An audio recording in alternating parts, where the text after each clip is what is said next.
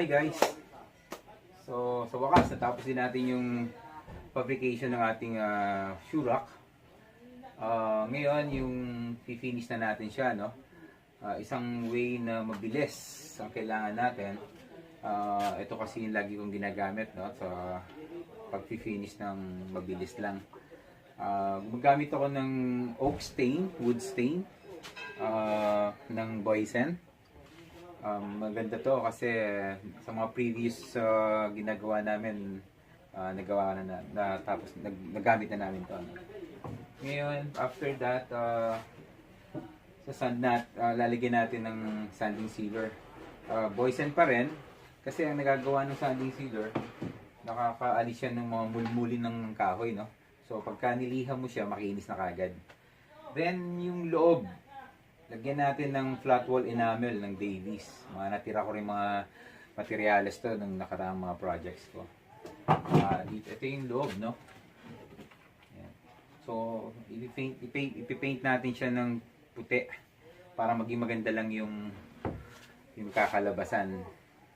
Kasi mas maganda kung maputi yung loob. Ito naman naka wood stain. So, tignan natin yung resulta, guys.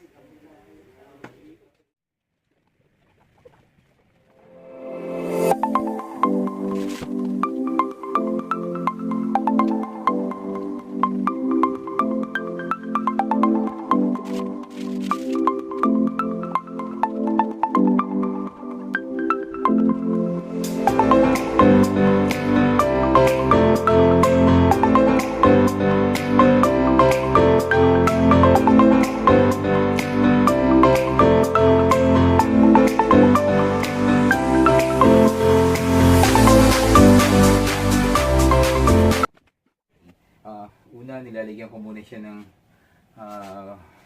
stain na lamp black, tinting color. Binabrush ko lang siya.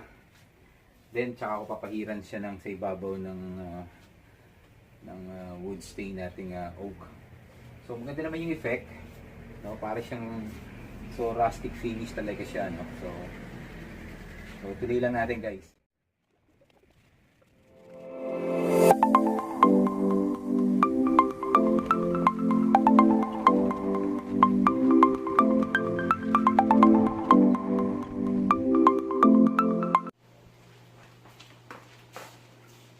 Okay guys, finally natapos tayo sa ating shoe rack with drawer in rustic finish. Meron tayong drawer, no? Meron tayong 2 layers ng shoe rack. Okay. Yan. So, review lang natin yung sukat. Yung sukat kasi nito nasa 32 inches, no? Pero yung pinaka-opening ng pintuan, itong height niya, napaka-importante nun guys, 32 centimeters dapat or 16 inches kasi kung hindi ganoon, papal pa kayo. So yung costing naman natin, isang plywood lang naman gamit ko, 3/4. Ang halaga niyan to 1,200 and meron tayong lock, nilagyan ko ng lock, nilagyan ko ng handle.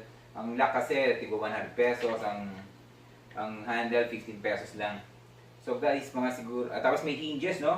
Piano hinge. It's around 200 pesos. So, mostly nasa 2,000 pesos ang nagastos nyo kung gagawin nyo. Kayo yung sarili mo gagawa. Okay, papasalamat nga rin pala ako dito sa nabili kong selfie stick with wire control. Napaka-functional niya, madaling gamitin, napaka-firm hawakan. So, kailangan natin ito mag-vlog, ito sa pag-vlog. So, visit lang kayo sa Games and Gadgets sa SM Sukat Branch. So, guys, next time, sa susunod pa natin mga video ulit. Bye!